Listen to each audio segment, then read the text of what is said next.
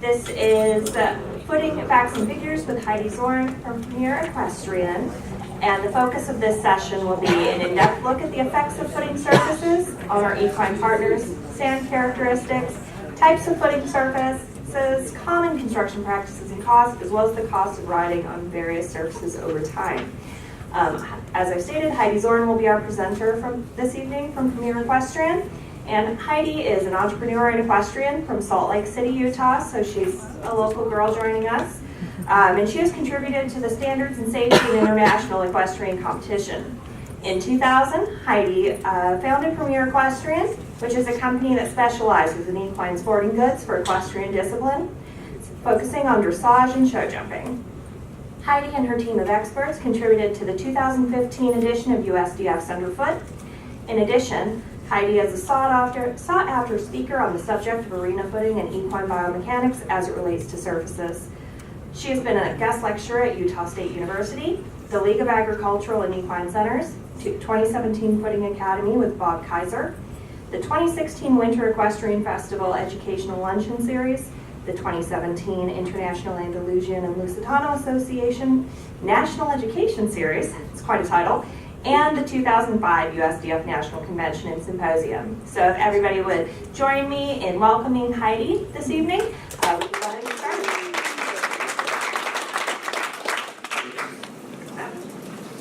Hi, welcome to Salt Lake.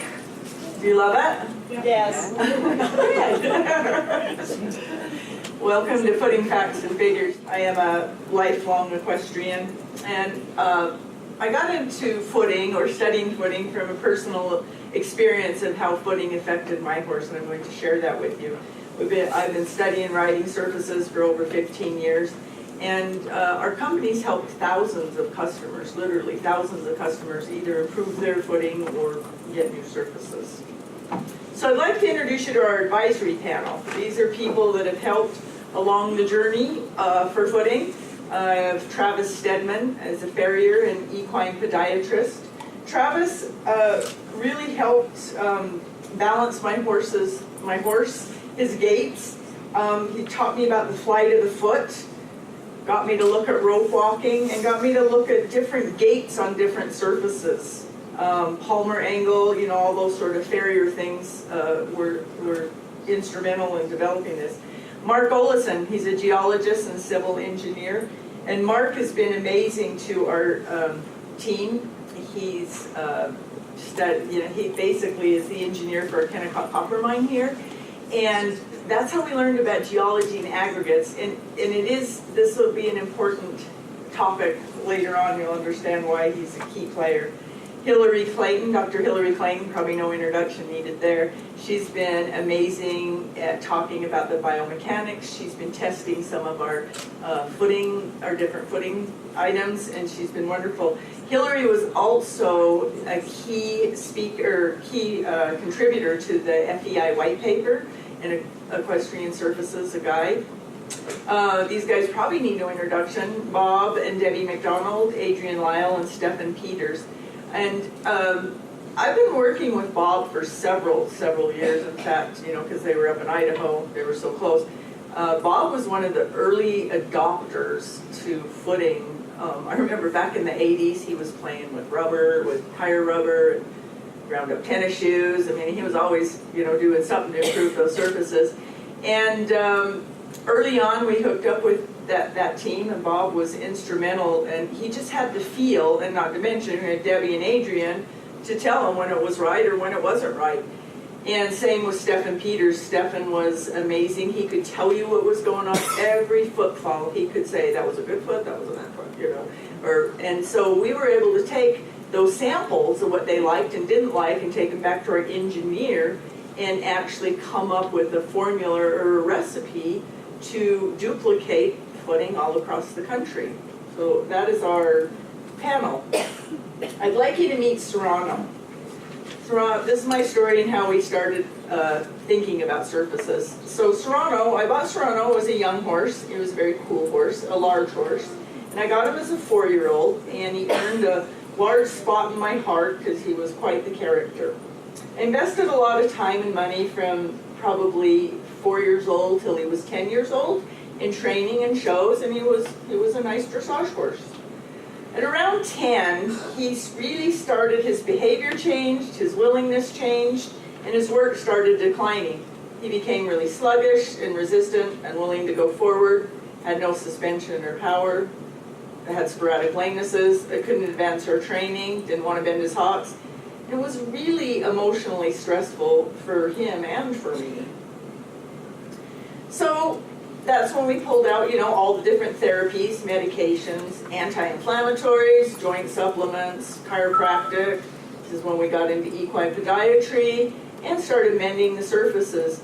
And we were able to, I learned a lot through this whole process and how to make Serrano feel better so I could enjoy my rides. So we started experimenting with sand, different types of footing additives, grooming and maintenance. That was a big one. And he turned into be a great tester. He went along for another 6 years. We were able to maintain him and modifying the surfaces. And one thing that was interesting, if I rode Serrano in a deep surface, anywhere, a deep, loose surface, he would trot like a Shetland pony, and this is a big horse. When I'd take him on a grass surface, I have a park right across the street, so I'd ride him at the park. He was great. He'd go forward. He was wonderful. And so it really got me to pay attention to different surfaces, pavement, gravels, sands. And so then around 16, the early wear and tear on Serrano really started to affect his joints. And so went ahead and did the, inject the hocks. And so the first time out, he got a flare in his joint, got a really bad infection, and 8 weeks of antibiotics and hospitalization to save his life, really, and it put him into permanent retirement at age 16. So this really had me, questioning what had happened, and I knew what had happened and was headed down a very interesting path. So here's Serrano today. He's still a lovely pasture ornament, and the neighbor girls love to play with him. So he's doing fine. He's 24 today. So just going to kind of go into the figures part of this briefly. So I bought, a moderate horse, invested a fair amount of money in training and shows, and then, did vets, shoeing, and very high level maintenance to keep him going for the 6 years, and then he went into early retirement. So that added up to a lot of money, but I'll just give you a rough idea of his retirement is well into $50,000 to this day. So that's the one part of it. Of all the things that can happen to our horses, I'm not going to let footing be one of them. I'm going to do my best, and it was a lesson well learned for me that the investment is worth it. So here's a couple topics we're going to talk about today. Equine biomechanics, surface characteristics and variations, good footing, and how do we get it? So equine biomechanics. We have studied the FEI white paper, Equestrian Surfaces, and the Equestrian Surfaces, a guide. You can all download this for free at fei.org. And Dr. Clayton was one of the contributors to this. Our team have taken this 265-page document and taken the biomechanics portion and kind of scaled it down to something that's palatable. So let's have a look at that. 3 phases occur during each stride: the landing phase, the loading phase, and the rollover push-off phase. During the landing phase, the hoof touches the ground and comes to a stop. As the hoof stops, sliding forward and downward into the surface, bones in the leg collide. Concussion can cause shock waves and vibrations to be distributed throughout the ground and leg. During the loading phase, the whole hoof is in contact with the ground, carrying the full weight of the horse and rider. The fetlock, flexor tendons, and suspensory create a shock-absorbing effect. Pressure under the frog stimulates blood circulation through the hoof. The loaded weight increases depending upon movements such as collection, landing from a jump, or galloping. During the rollover push-off phase, the heel rotates off the ground, rolling over the toe for push-off into the next stride. An ideal arena surface allows horses to move efficiently through these phases. The surface should minimize concussion, absorb shock, provide support, and return energy back to the horse. To accomplish this, the surface should have a combination of firmness, cushioning, cupping, rebound, and grip. Here are these characteristics in more detail. The firmness or hardness of the surface affects the amount of support and how the shockwave forces are distributed during the landing phase. While a hard, compact surface offers a high amount of support, it does not aid in absorbing impact shock. Bones and joints in the hoof and leg are forced to absorb this shock, causing horses to modify their stride or jumping form to avoid the sting. Examples of a hard surface include concrete or packed clay. A soft or loose surface, like dry rolling sand, absorbs shock well but lacks support. Overextending the heel or toe damages supporting tendons and ligaments. Muscles and respiration are also fatigued. A surface with ideal firmness offers support with minimal concussions to the bones and joints, and is soft enough to aid in absorbing shock. Cushioning refers to how the arena layers dampen shock during the loading phase. A compacted surface lacks cushion. The arena layers don't aid in relieving stress and shock when the hoof is loaded with the horse's weight. A soft, deep surface has too much cushion. The surface will shift under the foot, causing the horse's body to work harder for support and energy. Soft tissues become overloaded, which can lead to inflammation and other damage. An ideal amount of cushion should distribute shock through the arena layers and provide enough resistance under the hoof for the horse to balance and move into the rollover push-off phase. During the loading phase, the hoof capsule expands. Pressure under the frog and digital cushion aid in supplying blood to the structures in the hoof capsule. As the weight is released, the hoof contracts, pumping blood up the leg and through the body. This process is called hoof mechanism. The surface under the foot influences hoof mechanism. On a hard, compacted surface, the frog has minimal contact, hindering hoof mechanism even further. The amount of weight over the hoof capsule forces blood only through the large veins. The lack of blood flow through the small veins is damaging to the hoof capsule and can lead to problems like navicular disease and laminitis.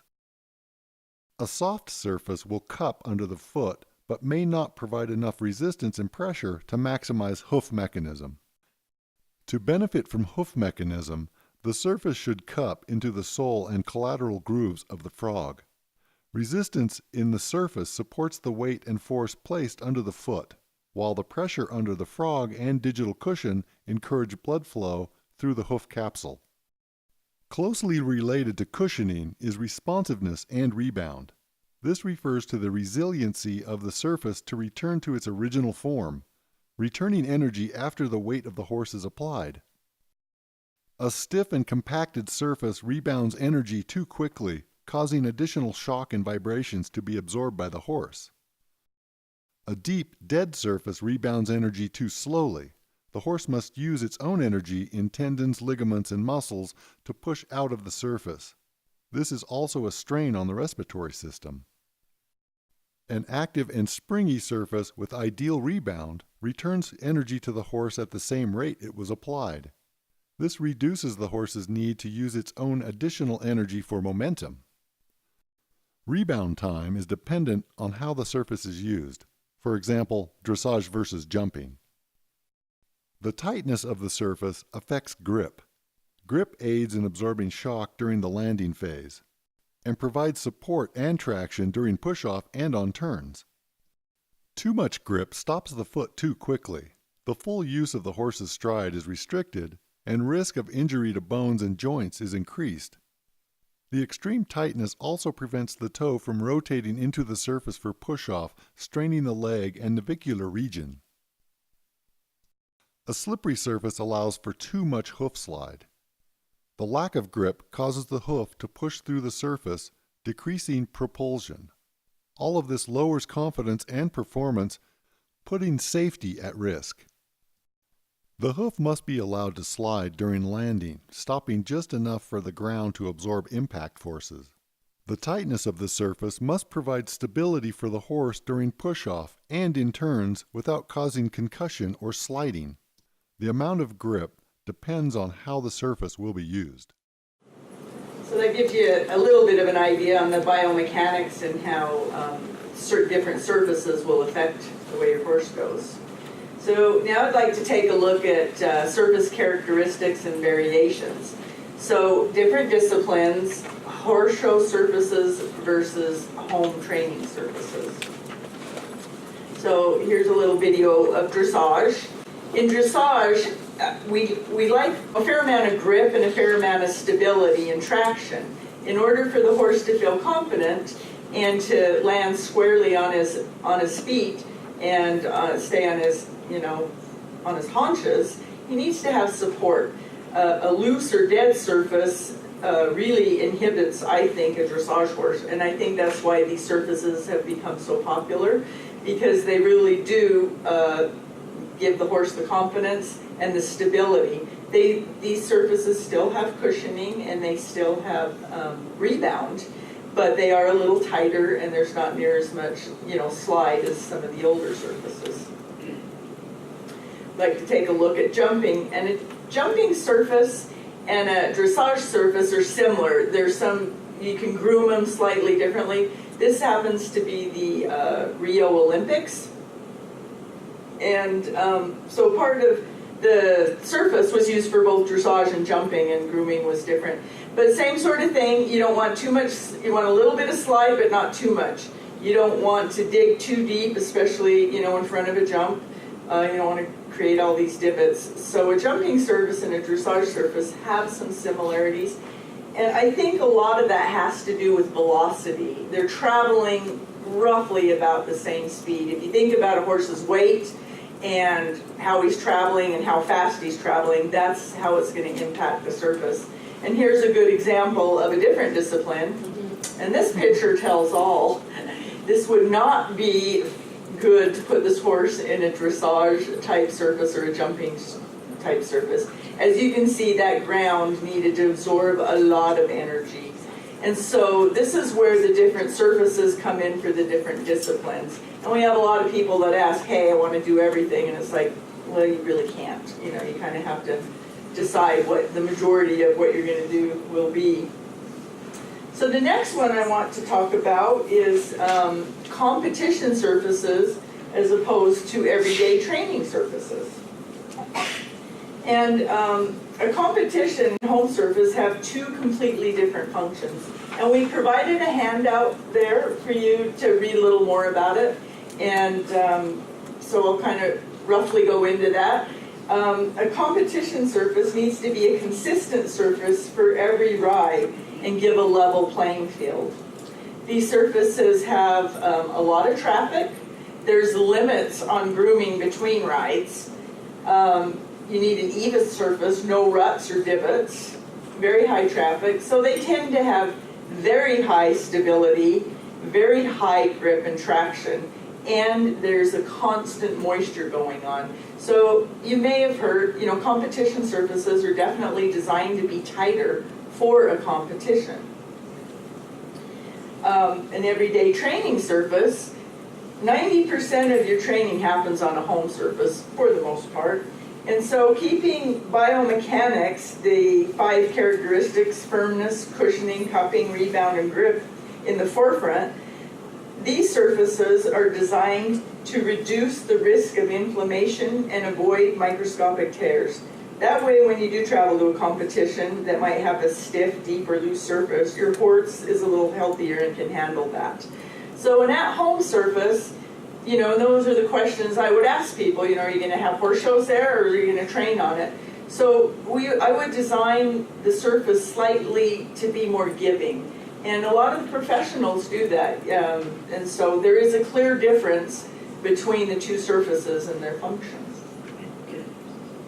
All right, the big question, good footing. How do we get it?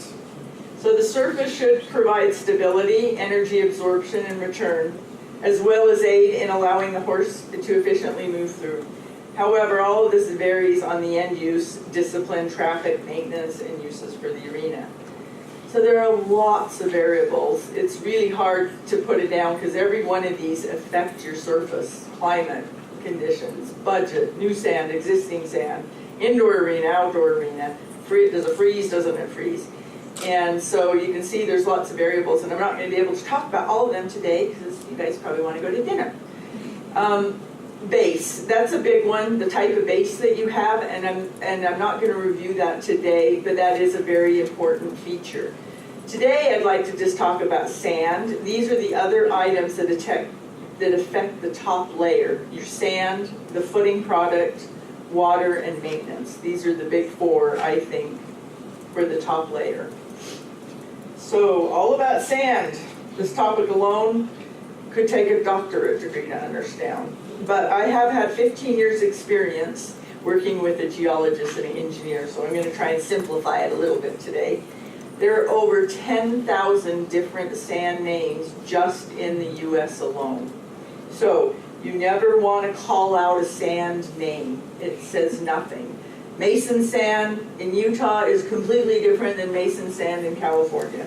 And so it's important to understand the qualities of sand and not go with the name.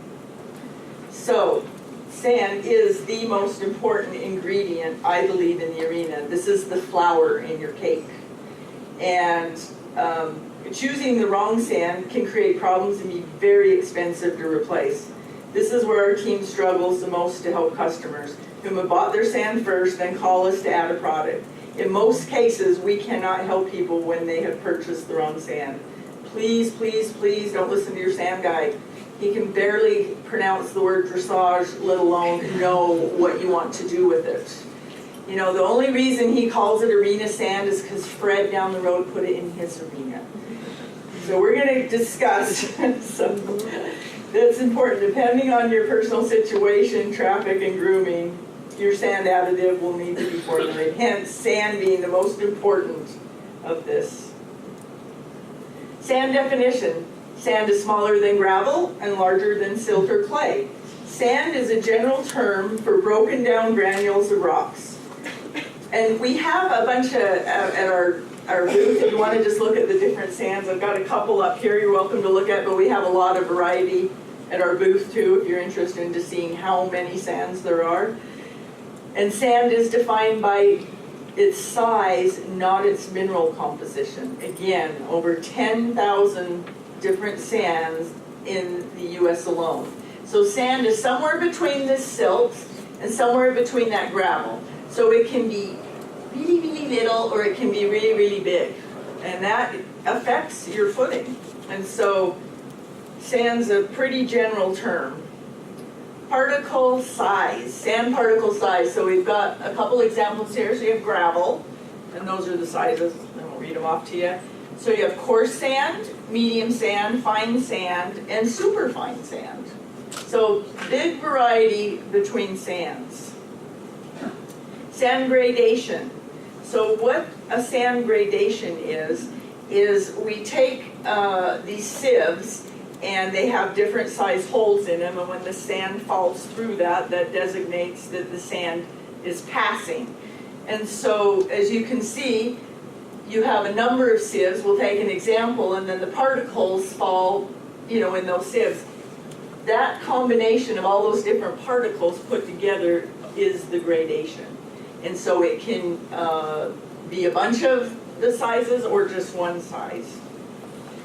So this is the most important thing that we look at first when you're doing footing, and that is the sand gradation.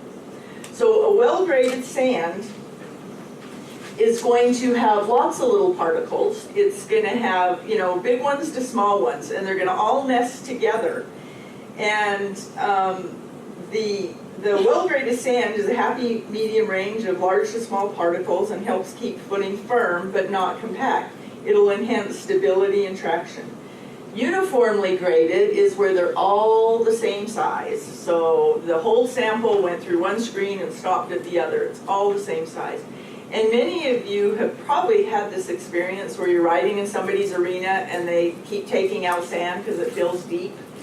And it's not that it's deep, you know, they'll get down to 1 inch of sand or like still feels deep. It's because it's like ball bearings, you know. It's like riding at the top of the beach. What happens at the top of the beach is the waves actually come in and flush out the fine particles.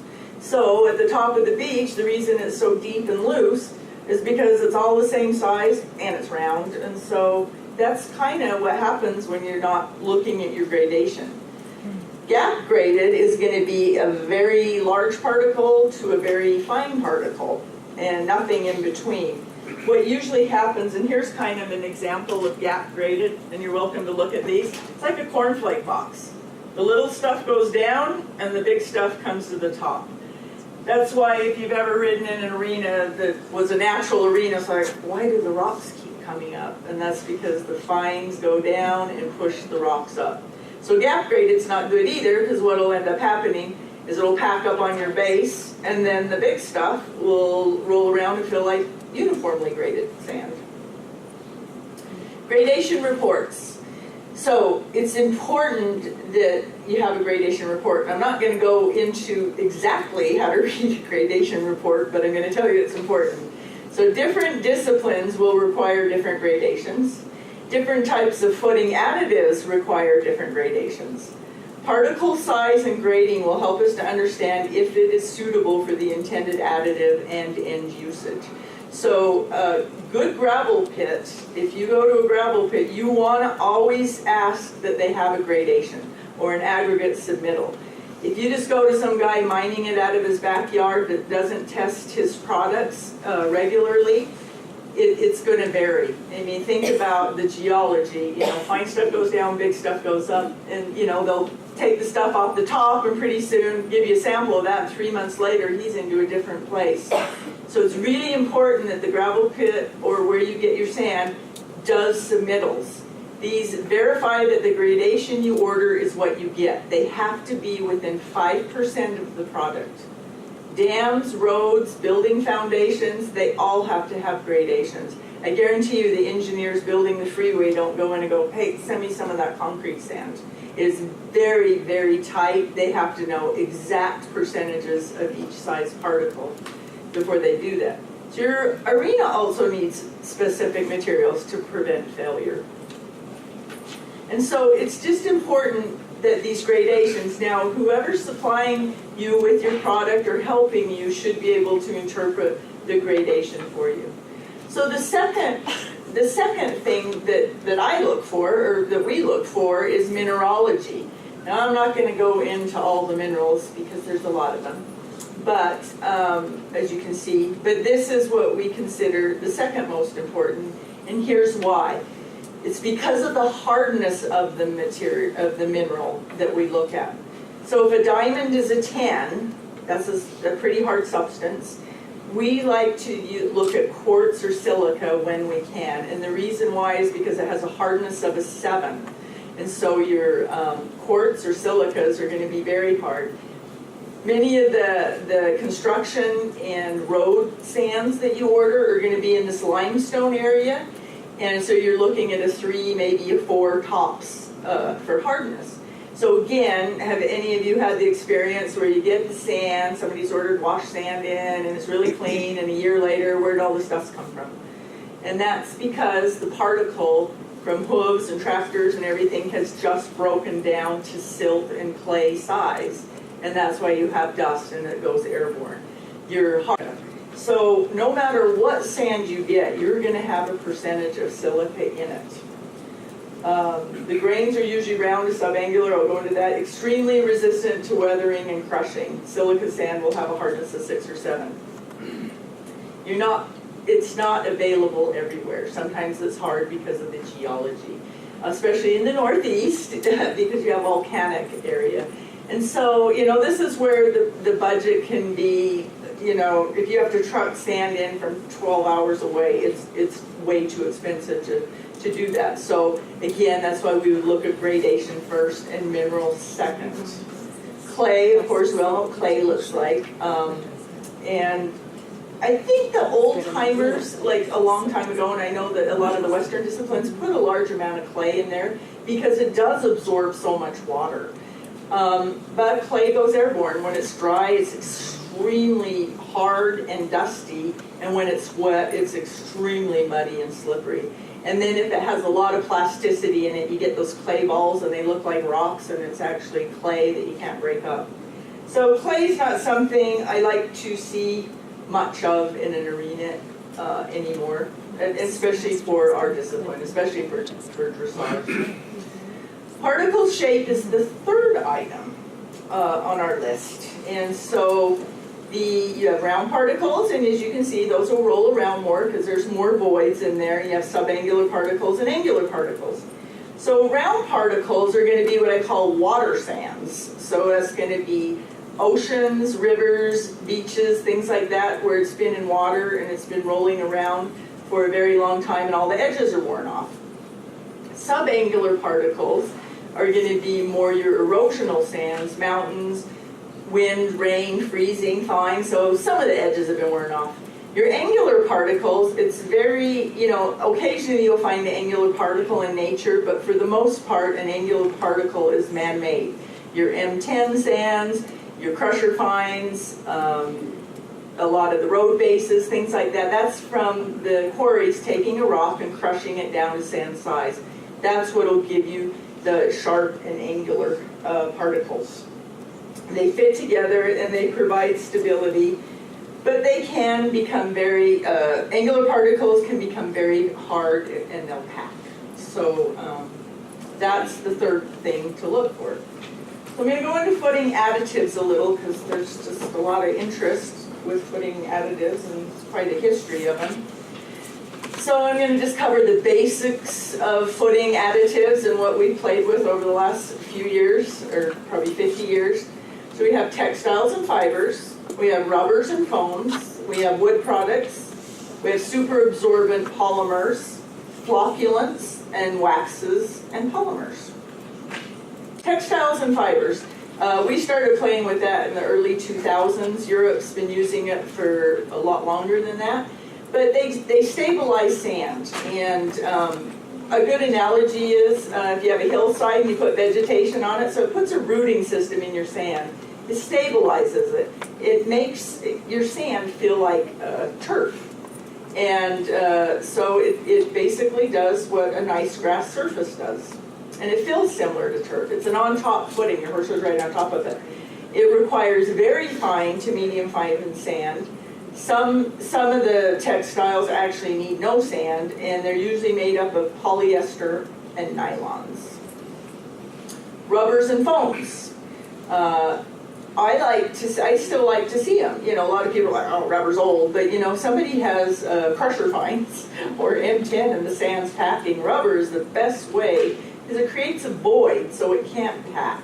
So you get your traction and your grip from the sharp angular particle, but it creates a void to give you the cushioning and the rebound. So I still think in many cases this stuff works pretty good, and it does prevent compaction. Sand requirements are going to be a sharp, well-graded sand or a very, very fine packing sand. And clays, if somebody has a heavy content of clay, this will also work for that, help it not pack up so hard. These materials are usually made of tires, athletic shoes, yoga mats, gym mats, stable mats. I've even seen wire coatings and rubber stamps.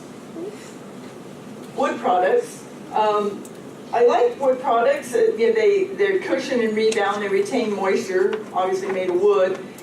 They work with a variety of sands. I think the problem is it changes consistently so rapidly, and then when it does, your organic materials biodegrade and tend to become dust pretty quickly. So that's probably the downside of that. Super absorbent polymers and flocculants. These are some interesting things. So super absorbent polymers, which is the little example, so that little bead is without the water and then the big one is with the water. 1 pound of a super absorbent polymer can hold 32 gallons of water. And it was invented in the 60s for the dry farming industry. They sprinkle this out on agriculture, and then when the rain came, it sucked up the water and then helped go into the roots. But Kimberly-Clark thought it was a really cool item, so they bought the patent on it way back when, and you now find it in diapers. So that's where its use is. It can cut down on watering, especially if you have an outdoor, because it can help preserve some of that rainwater and then re-moisten your surface again. It's great for dust control. And it does add a little bit of, if you have a compacting sand, it can offer a little bit of cushioning there. The flocculants are really interesting. And the flocculants, basically, you find these in water treatment plants.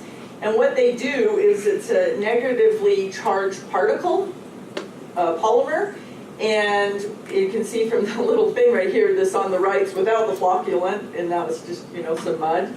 And then when you put the flocculant in there, it charges the particle. So it'll take a dust particle, bacteria, protozoa, fungus, all that stuff, and it kind of binds it together and causes it to fall down. So it kind of can do the same thing in your arena, where the dust particles will get clumped back together so it'll become heavy again. And most of these are made of different types of polymers and aluminum. Waxes and polymers, this is, traditionally a waterless footing. So they require no moisture, they're very low maintenance, they're dust free, and they stay, the surface consistency is pretty even. Usually it's a pre-mixed formula from the manufacturer with their own special blend of wax or polymers, and they're custom installed. So those have been interesting footings, and they've gained popularity over the years. I want to talk about water. Water, and I have in the handout, all the reasons you should use water. I like water, but I know it's getting harder and more difficult for people. So water, just briefly, we'll go back to the beach.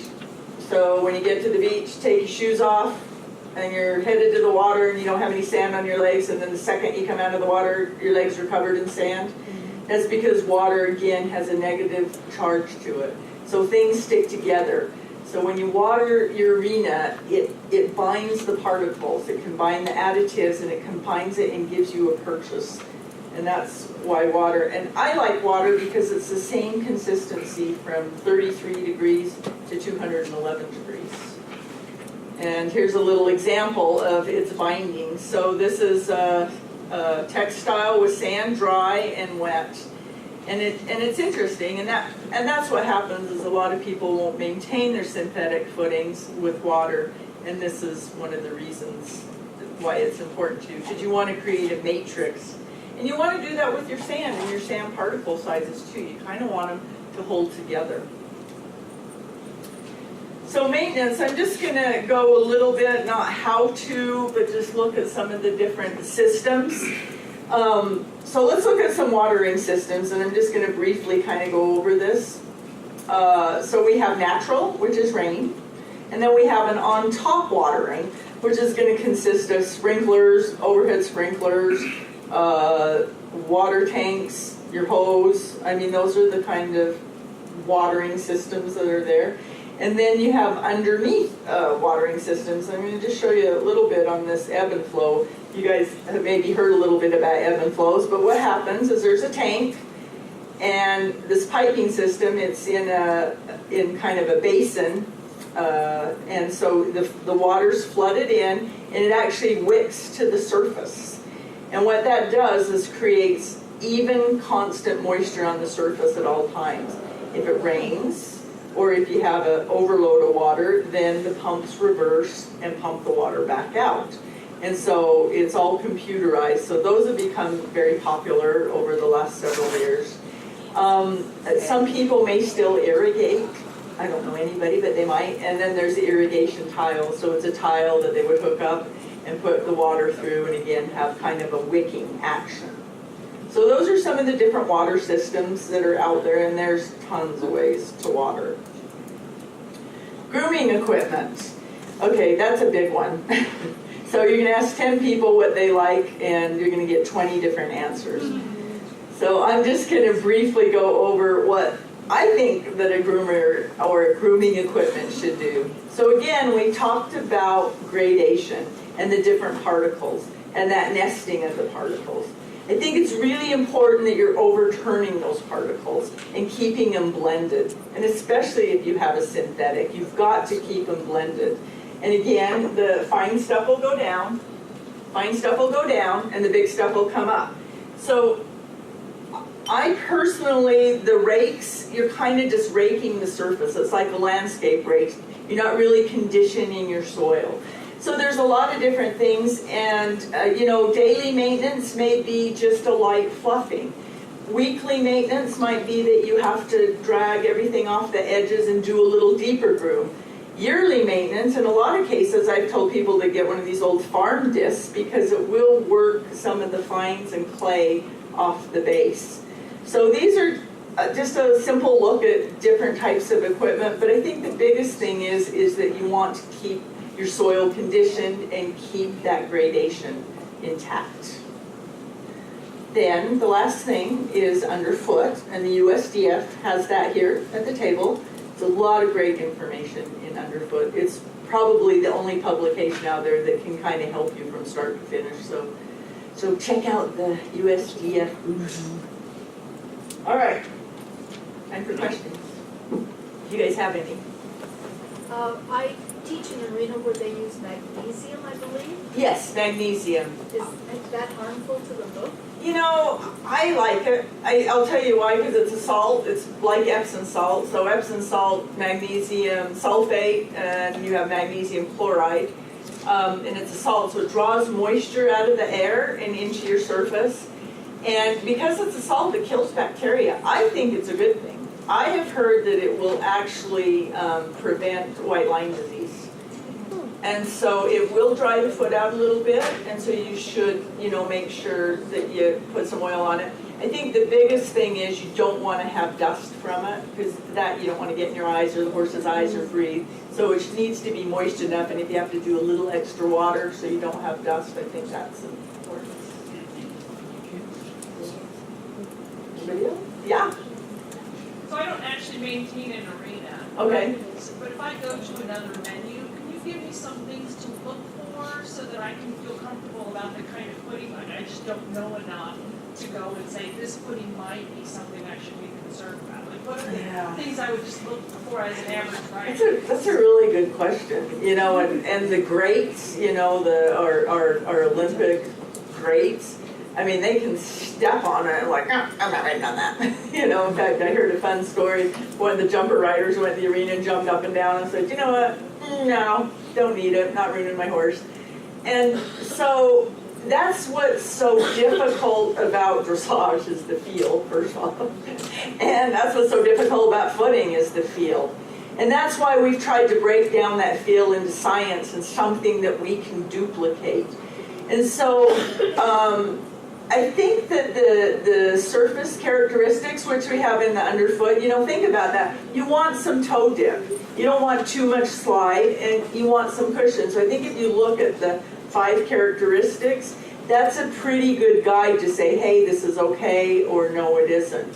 You know, a lot of the horse shows, they are tight, and long term, I think we've heard, you know, interesting studies that horses on that long term, you know, it's acting like hard footing. It's not hard footing, it's just grippy footing. And so those are, I think, some of the things. Yeah. What about concerns of silicosis using silica sand in indoor arenas? I'm so glad you asked.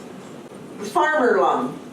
That was from the old farmers plowing the fields, and they got silicosis. Again, 80% of the Earth's crust is silica. So if you're breathing dust, you're breathing silica, whether you're using silica sand or not. The reason that all your high-end builders are using silica is A, you don't ever want dust, or you either need to wax it or water it, and B, you're going to make sure you're not buying dust particles, but because the particle's so hard, you're not breaking that down to dust.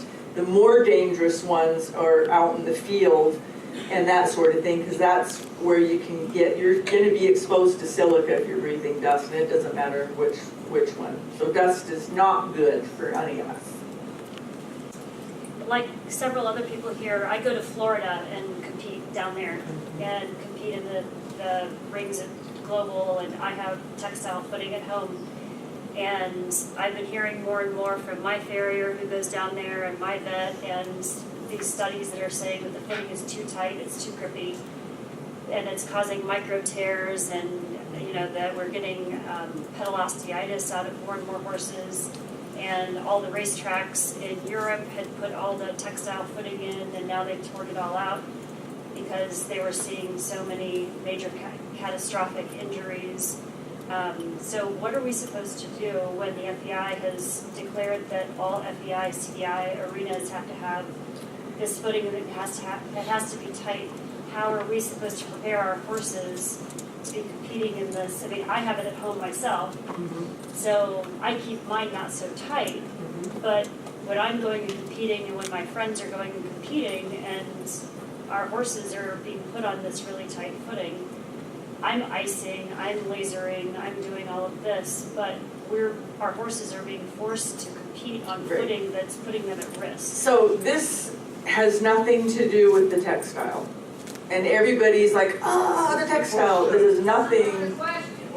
Oh, the question is that she's being forced to compete on really tight, grippy footing at the horse shows. So the textile has nothing to do with it. It's the sand.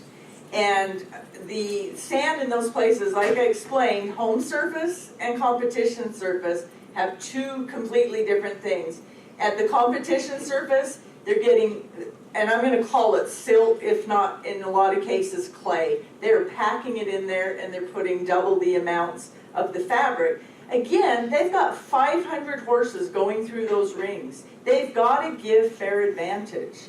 And so to your question, what do you do? So we did Laura Graves' arena, and Laura gave us some pretty good insight. So I'll tell you what she did. So when she goes to global, she puts a pour in her horse's foot, because that really helps with the cushioning, and there's still a little bit of the tight, but she does a pour. And if you think about it, if you have a pour, you're going to have a little more slide than if you have a grippy shoe. I've even heard... Pour? What's a pour? It's kind of a silicone pour that they put in, and they put a pad over, so... I've even heard of some of the farriers at some of the jumper shows putting reining shoes on the horses. Yeah, sliding plates. But what she said, she'll put the pour on, and she knew exactly what she wanted when she got home. And she says, I take the pours off, I put regular shoes on, and her and I worked very hard to get her surface that had the cushioning and the movement. And so she said, for the 6 months she's at home, all that comes out. And she even said the FEI vet said that her sole had increased. So in your case, are you just riding at Global on the weekends, or are you riding there all the time? No. So make sure where you go down there, that they're, and that's the problem, is everybody goes horse show, and I'm like, oh, this feels great, build it for me like that at home. Yes, so many of the arenas are like that now. I know. I found a place with just sand. Okay, and I don't know that that's the answer, but the problem is in Wellington, they have #1 fill. It does not have a gradation on it. It's the old swamp sand, Oh, and there's no gradation. Now, a couple of the builders down there are very good, and they go and specifically have the gradation done, so well, there's this more is a movement. really high-end, really very expensive arena. Yeah. So it's not your normal just sand arena. Yeah, okay, and so, yeah. I mean, the deep sand ruined my Serrano. I won't not have a rooting system. And back to the textiles and the rooting system, horses evolved on grasslands.